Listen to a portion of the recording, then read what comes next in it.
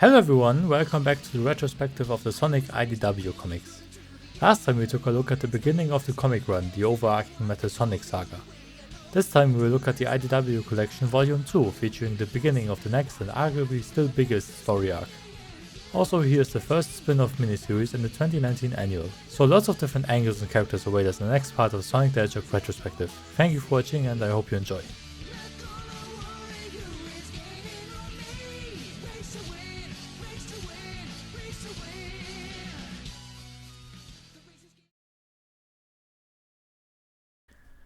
The fourth arc is called Infection. After the ominous cliffhanger on the very last comic panel we saw, we find Sonic, relaxing under a tree as usual when nothing world-ending is going on, happy that for once nothing is in fact wrong. This prompts Tails to show up to tell us that something is wrong. A note has appeared in his workshop, which seems to be indicating Dr. Eggman's big return. Considering that this is not his style and his recent exile as Mr. Thinker, they aren't sure what to make of this. But just to make sure they head to Windmill Village anyway. Meanwhile, Dr. Eggman and Starline are working on the metal virus and conducting tests. Testing it on both plants and animals, determining that it affects most every organic tissue and even transmits from one carrier to other victims. Repeated exposure accelerating the process, while Eggman's machines and processed foods stay entirely unaffected. In Windmill Village, Sonic and Tails find the mayor hung up as a piñata. He explains that a couple of ruffians recently came into town, locking up the villagers. As it turns out, we are once again dealing with Ruff and Tumble, backed by weapons Dr. Eggman built for them. Ruff has a backpack shooting concentrated skunk stunk, and Tumble has gotten a replacement hammerhead limb where his tail once was. Sonic and Tails fight Ruff and Tumble, and after a quick scuffle, our heroes naturally win over them. Ruff gets dosed in his own stink and Tumble loses his tail once more, which seems to trigger some bad memories in him. Ruff and Tumble get extracted by a strange wormhole and land back in Dr. Eggman's base.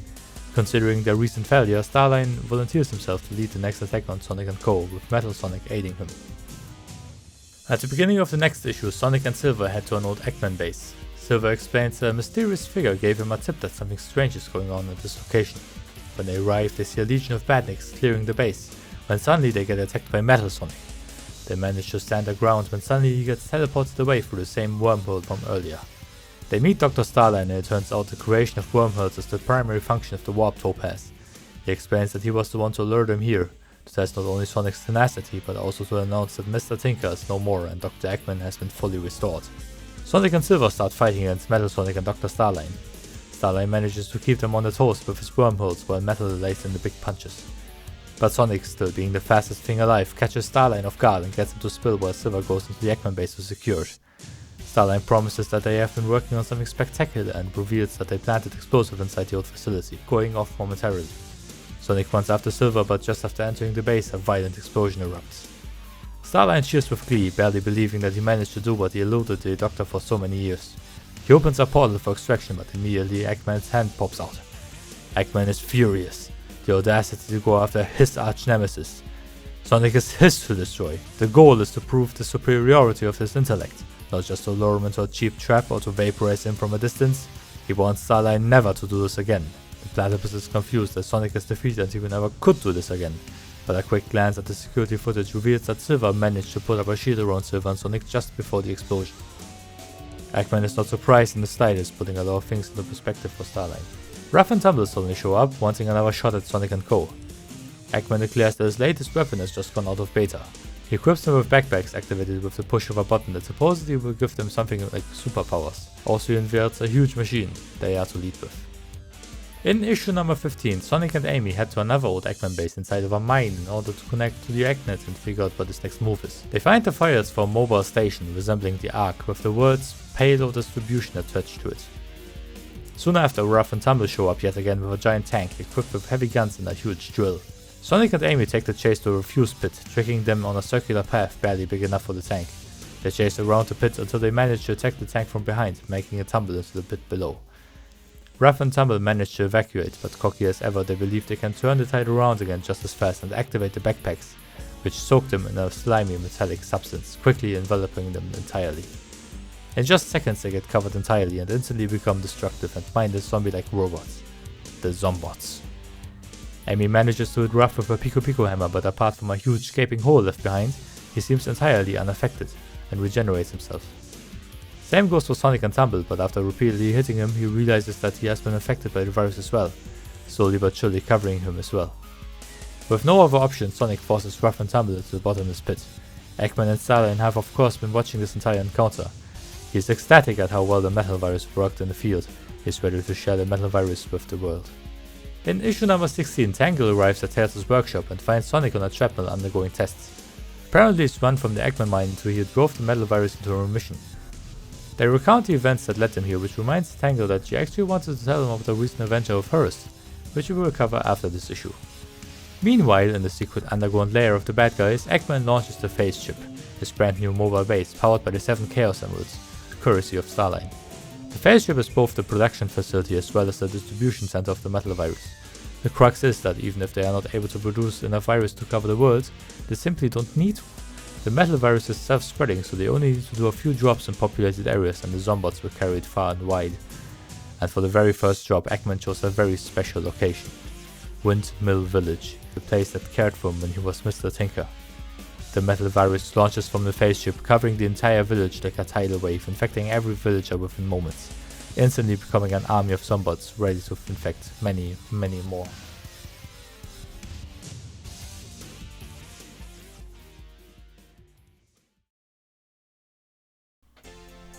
Before we continue with the main story, we have to take a look at the Sonic Annual from 2019, a special collection of mini-comics happening sometime before or during the last arc. In the first story, Bonds of Friendship, Whisper meets up with Tangle in her hometown we last saw in issue 4. Tangle is overjoyed to have so many cool new friends and shows her around town, ending the tour at the local mineral museum, run by Jewel the Beetle, Tangle's childhood best friend. Just as it happens, the Babylon rogues, Jet, Wave and Storm suddenly show up and loot the museum clean, but accidentally kidnap Jewel as well, mistaking her for a large gemstone. Tangle and Whisper immediately pick up the chase and follow them to the airship. When the thieves realize what they have done, they bicker among themselves about what to do, as they are thieves and not kidnappers, but will also look incompetent if they came back and returned her. Before they can land a decision, Tangle and Whisper show up, take everything and everyone back and go back to the museum, where the rogues decide it's best to cut their losses and just go. This is the story Tangle told Sonic and Tails in issue 16. In the next story, Jet's the Tornado, Sonic and Tails test the new jet booster of the Tornado. In the next story, Victory Garden starts with Blaze finding Silver trying to start a small garden. In his time, he is not accustomed to plants, much as growing some himself, so he was really excited to try it out, but he has been unsuccessful with it yet. Blaze asks if she can help him out, which Silver accepts. She promptly burns down the entire garden with her pyro abilities. She explains that due to the Eggman War, the soil on the area was poisoned from the chemicals inside of the bombs that landed here. But ashes help fertilize and break down these chemicals so that the earth will now be able to sprout plants again. In the last panel we see Silver, ecstatic, surrounded by vegetables and a proud Blaze standing beside him. In the fourth story, Curse of the Pyramid, we follow Rough and Tumble trying to loot an old Eggman base, seemingly the one from Sonic Adventure 2, of the treasures supposedly inside of it, but run into Rouge trying to do the same thing. They accidentally stumble upon an Egg Golem, but Rough and Tumble, in a rare showcase of their strength, beat it with relative ease. But just as quickly they get spooked by a mummy and run off. The mummy is actually Rouge wrapped in bandages, purposefully protecting a small group of people that have claimed this place as their home. For her kindness they disclose to her the location of the treasure, which Rouge happily accepts. In the last story, Sonic Fan Club, we learn about the Sonic Fan Club. They can't decide which of them should be the club president, so they decide to have a race, and whoever is fastest, and thus the closest to Sonic, gets to be it. The race ends in chaos, so instead they decide whichever of them is bravest is the closest to Sonic. So they decide to take down an egg pawn. While they're at it, Tangle appears and proclaims that they should be the Tangle Fan Club instead, because of all the cool things she can do with her tail. She attacks the egg pawn but accidentally tangles herself up in a ball, but the Batnik is smashed as well. She asks what happened and the fan club explains that while she was busy tying herself up, Sonic zoomed by and destroyed the robot in the blink of an eye. In the first miniseries in the IDW series, we once again meet up with Tangle and Jewel, getting into all kinds of trouble around town. Tangle explains that after all the adrenaline-inducing adventures she's been having, she has gotten bored of lazing around, doing nothing life-threatening. Just as it happens, Sonic runs by, getting shot at by none other than Tangle's other best friend, Whisper the Wolf. After a frantic chase around town, she finally manages to get the attention of Whisper, who explains that the person she's been hunting is not Sonic at all, but actually Mimic, a shape-shifting octopus and mercenary that betrayed his team. He took Sonic's form and is after his friends. Tangle, happy to answer the call to adventure, wants to help her take him down, but Whisper only reluctantly agrees. They find a note left by Mimic inviting them to specific coordinates for a final showdown. Tangle and Whisper arrive at the coordinates, which turns out to be the location of another old Eggman warehouse. They go inside expecting a trap, but Tangle once again is too excited and runs ahead. After separating, Tangle hears the voice of Jewel and meets back up with Whisper. They keep exploring and finds an open safe in the back of the warehouse.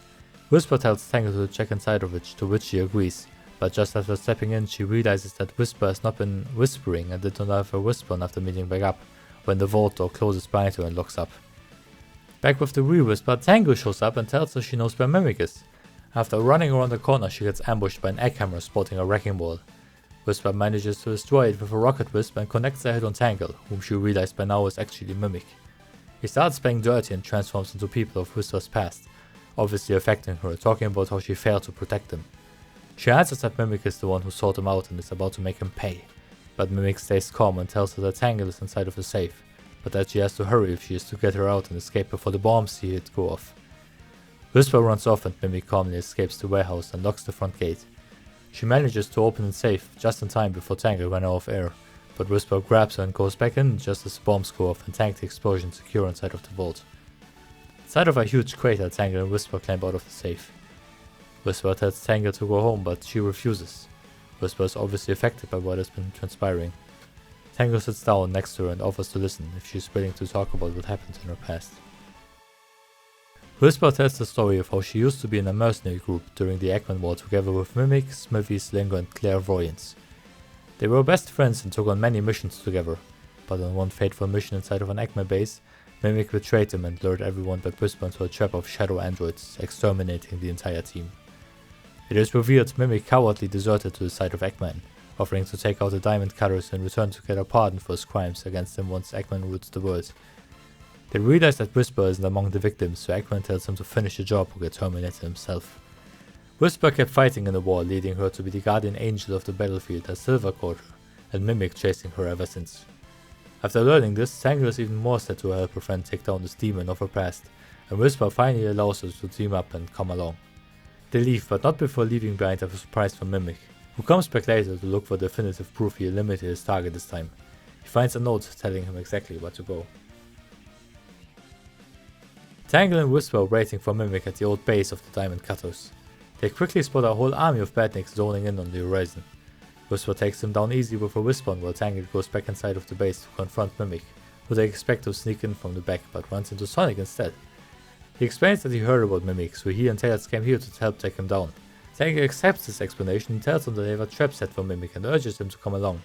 She takes them to a room where the masks of the deceased Diamond Cutters hang, which, as soon as they step foot inside of the room, play recorded messages of when they used to praise and appreciate Mimic and his companionship.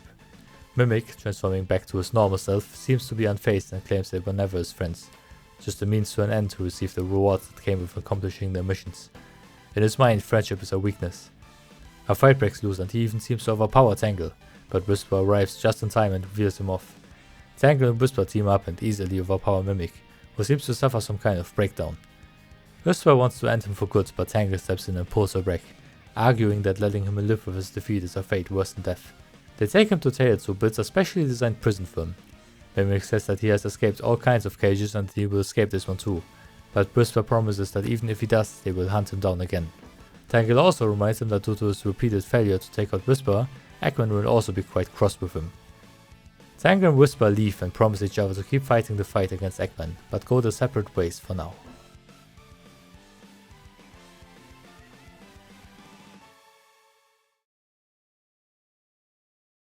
We start our next arc, Crisis City, in the Chaotix Detective Agency, where our favorite trio just got a phone call from Tails about the danger of the metal virus.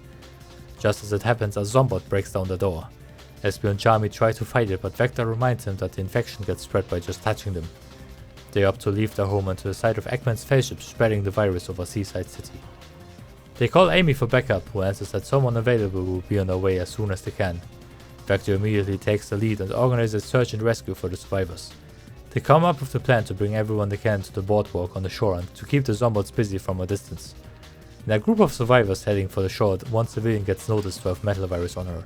She pleads to let her come along, but Vector traps her inside of a circle of cars. stating that he is sorry. Charmy is very angry about this, but Espio tells him that none of them like this. A resistance ship waits for them on the shore, but Charmy isn't satisfied with the few people they managed to save. He goes back for the lady that hadn't changed yet when they left her behind, but finds her fully turned. She and an army of other infected claw for him, and one manages to grab his foot and pulls Charmy down into a sea of zombots. When Vector and Espio have to launch the ship, they leave, uncertain what has become of the friend.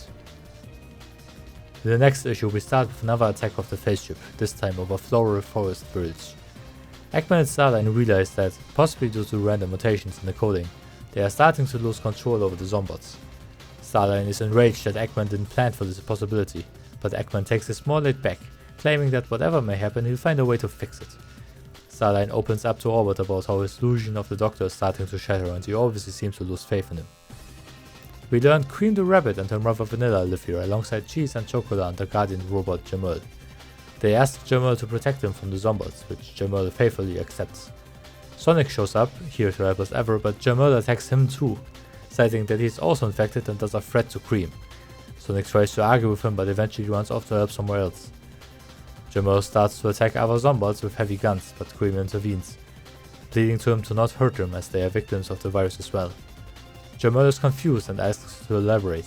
She reminds Jamal of how he used to be a menace as well, but Sonic and friends didn't destroy him and instead fixed and welcomed him.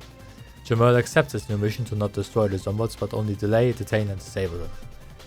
But just after all this, Cream hears her mother scream inside of the house. She runs back to find numerous zombots attacking Vanilla. Cheese and Chocolate are doing their best to protect her, but there isn't much the little Chaos can do before they too are fully infected.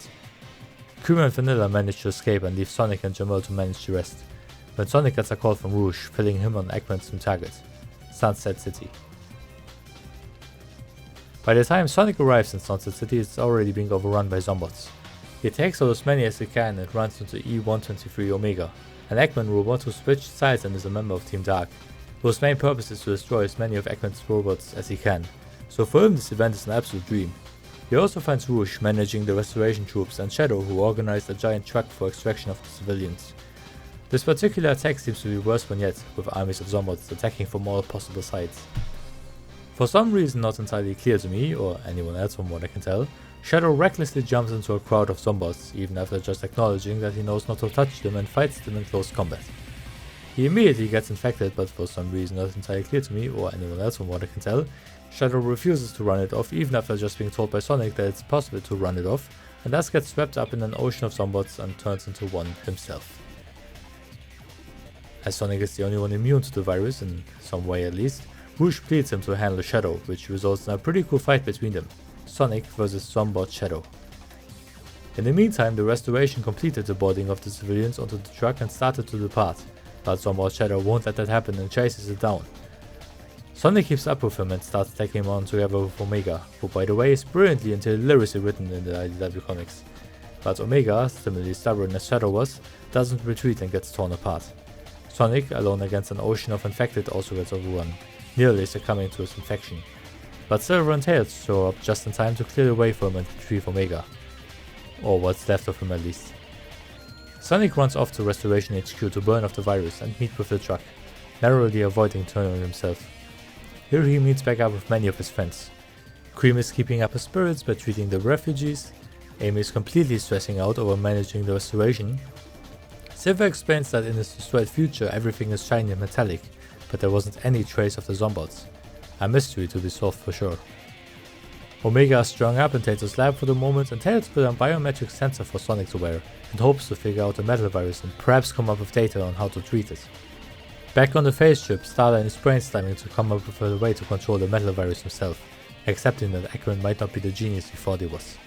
While going through old files, he comes across the Lost World project and reads about the native Zeti, a group of creatures able to control robots with electromagnetic abilities, that Eggman was in turn able to control with an ancient relic. Starline decides it would be easier to control 6 creatures than a million.